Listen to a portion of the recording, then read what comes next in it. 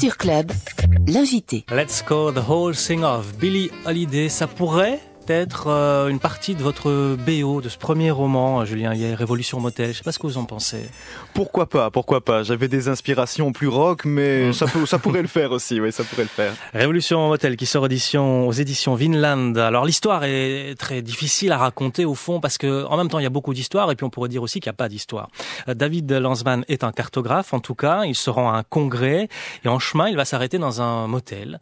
Et là il va rencontrer une faune assez étrange, parfois un peu mystérieuse, parfois inquiétante, souvent, qui vont se mettre en tête, ces gens-là, de lui faire imaginer, redessiner la carte d'un pays selon leurs fantasmes. Et il faut savoir que ces gens-là rêvent d'une URSS grande et belle, ce sont des nostalgiques du communisme au fond. Et surtout que ces gens-là pourraient et se trouvent ici, en Belgique, non ? Oui, tout à fait. Ça ne peut pas se passer ailleurs qu'en Belgique. Il y a plusieurs indices dedans qui laissent bien comprendre qu'on est dans la campagne wallonne, peut-être quelque part. Je sais pas. Moi, j'imaginais bien ça dans le Borinage ou une région de ce genre. Il y a des gens qui ont vu ça dans les Ardennes.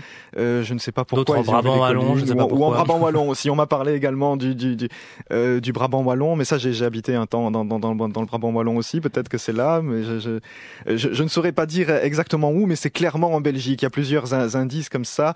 Il fallait que la problématique de la cartographie aussi touche à la Belgique. Alors, ce qui est intéressant ici, surtout, c'est le processus narratif. C'est donc un narrateur qui raconte l'histoire de David Lanzmann, parce qu'au fond, on ne sait pas très bien ce qu'il est devenu, en tout cas, évidemment, au tout début du récit. Ce narrateur qui, est un barbouze, un ancien aventurier, parce que lui-même est assez mystérieux aussi. C'est une espèce d'agent américain, et il n'est jamais expliqué pourquoi un type qui sent la CIA à plein nez se retrouve là, sur le sol belge, à enquêter sur une affaire qui s'est passée en Belgique. C'est une affaire un petit peu inquiétante aussi de se dire que ce type est là, il a le droit de convoquer des témoins pour leur raconter toute cette histoire, et puis il se gêne pas. En plus, il est extrêmement cynique, violent, il fait un peu peur aux gens à qui il raconte, et l'histoire, oui, n'est pas racontée au lecteur. Le lecteur a le droit un petit peu d'espionner, d'espionner ce qu'il est en train de dire à tous les proches de David Lanzmann, qui est la victime des événements.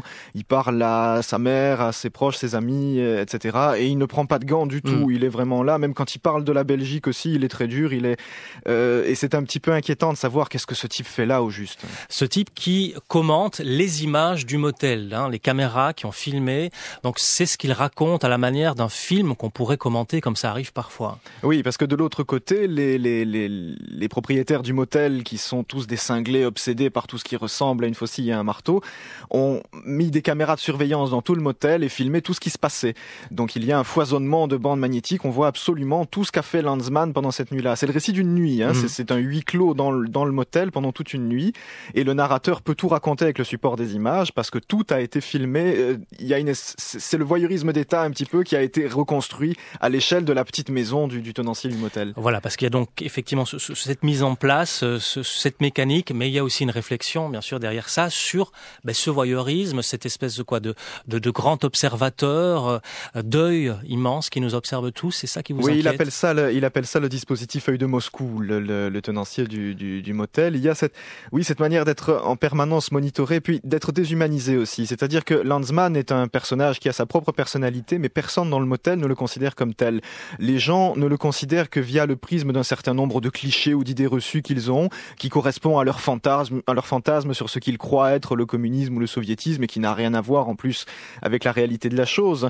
Donc il est perpétuellement évalué sur ces critères-là et jamais en tant que personne. Donc c'est pour ça, c'est ce qui fait le lien également avec la problématique cartographique. Moi, je suis venu là-dessus parce que j'ai été passionné par la cartographie pendant des années. J'ai collectionné des cartes géographiques anciennes, j'en ai des brouettes entières. Et les cartes, au bout d'un moment, finissent par déshumaniser le pays. Vous regardez un pays, ça n'est plus que des traits. Ça n'est plus qu'une évolution historique de traits, mais il y a des gens qui vivent dans ces traits-là. Et c'est aussi une façon de redessiner, de refaire, de reconstruire l'histoire d'un pays aussi. Oui, tout à fait. Ça, oui. c'est assez tout à fait, oui. Parce qu'ils veulent le voir. En fait, ils s'emballent pour lui. Ils s'enthousiasment pour Lanzmann quand ils apprennent qu'il est cartographe, parce qu'ils pensent qu'il peut redessiner des cartes où l'URSS gagne la guerre froide et où la RDA bouffe la RFA, etc. Et ils pensent qu'en réécrivant des cartes, ils réécrivent l'histoire. Là, je suis un féru d'histoire, et la réécriture de l'histoire, la méconnaissance de l'histoire est quelque chose qui me fait très très peur quand j'entends des gens, même ici en Belgique, parler de la Belgique en redessinant son histoire pour justifier des choses à fin politique. Je trouve ça extrêmement irritant, ça me fait dresser les poils et c'est absolument inacceptable. Et c'est ce genre de folie furieuse et de mensonge qui est extrêmement dangereux et que j'ai souligné là-dedans. Ce roman, vous en aviez attaqué la construction, la rédaction avant cette fameuse histoire où soudainement la Wallonie disparaît de la carte belge.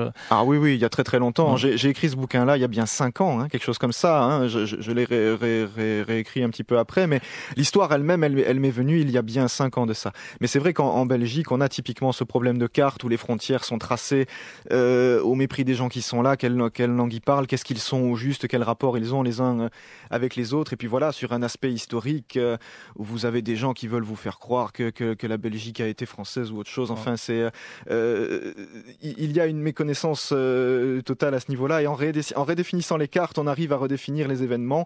Et c'est extrêmement dangereux. C'est ce qui est troublant, c'est qu'au fond, vous évoquiez le mensonge. C'est sûr qu'aujourd'hui, le mensonge est un des moteurs du monde. Je ne pense pas exagérer en disant ça. Malheureusement, oui. Et surtout, on est parfois dans une irréalité. Ces gens qui se retrouvent dans ce motel sont dans une irréalité. Alors, le motel est un endroit un peu confiné, mais on peut extrapoler ça. On peut rendre cet endroit beaucoup plus large. Oui, parce que en définitive, la manière dont est considéré le personnage, donc déshumanisé, dépersonnalisé, sa personnalité est sous-jacente. On la voit à travers ce que lui dit, ce qu'il fait. Et pourtant, personne ne s'y intéresse. Ni les gens du motel qui le considèrent selon leur canevas pseudo-communiste obsédé par la réécriture, ni par le narrateur qui, lui, est le cinglé de l'autre bord, l'espèce de faucon américain qui a fait le Vietnam et qui ne le considère que comme un pauvre Européen paumé. Et ça, c'est quelque chose qui apparaît de plus en plus aussi dans nos sociétés où on est très rapidement catalogué, très rapidement catégorisé. Comme le disaient les invités précédents qui disaient qu'on est facilement catégorisé comme étant acteur comique ou acteur dramatique. On veut volontiers vous faire rentrer dans des petites cases au mépris de la personnalité complexe que peut avoir une personne. Et je pense que tout un chacun a déjà été confronté à cette frustration de se dire, non, Dieu, mais je ne suis plus que l'étiquette que vous me mettez là, monsieur. Je suis plus que la face cachée que vous voyez. Et c'est ce qui arrive à Landsman. Il est rentré et dit je suis cartographe, pof, ça déduit tout un tas de choses chez les gens qui l'observent et qui le manipulent comme ça. Voilà, et on le manipule avec une certaine légèreté, enfin une totale légèreté, tout en mangeant des crackers. Oui, tout à fait. C'est une espèce de leitmotiv dans ce récit. Et au fond, on voit que l'humain n'a absolument aucune importance. Non, tout à fait. Et il est promené de chambre en chambre dans le motel. Lui, tout ce qu'il voulait, c'est dormir. Il n'arrête pas de dire, mais tout ce que je veux, c'est dormir. Et il finit par rentrer dans le jeu des gens qui deviennent ses geôliers dans le motel, parce qu'il se dit si je leur laisse un peu de mou ils vont me laisser dormir, mais non, au plus il en laisse, au plus il rentre dans le jeu, et donc on le promène de chambre en chambre, et toutes les chambres sont décorées selon un certain kitsch communiste différent, portent toutes des noms de dirigeants communistes dans l'histoire. Enfin, on est vraiment dans le domaine du fantasme, c'est-à-dire que même l'histoire elle-même du communisme, tout ce que ça a fait de bon ou de pas bon, est totalement nié par ces gens-là. La seule chose qui les intéresse, c'est d'avoir une belle photo de Karl Marx au mur et de décorer de peinturlurer au vernis à ongles rouge la moindre plainte sur le bas des murs pour que ça ait l'air d'être, pour que ça ressemble à quelque chose. Mais là, de nouveau, le fond est oublié en faveur de la forme. Ça s'appelle la Révolution ou Revolution Motel. Que vous préférez quoi? Moi, je le dis Révolution Motel. Voilà. Oui. Chez Vinland, c'est votre premier roman, Julien Huillet, un roman tout à fait étonnant que l'on recommande donc chaleureusement. Merci beaucoup d'avoir été des nôtres. Merci à vous, Laurent. Retrouvez Culture Club tous les jours de la semaine entre midi et 13h.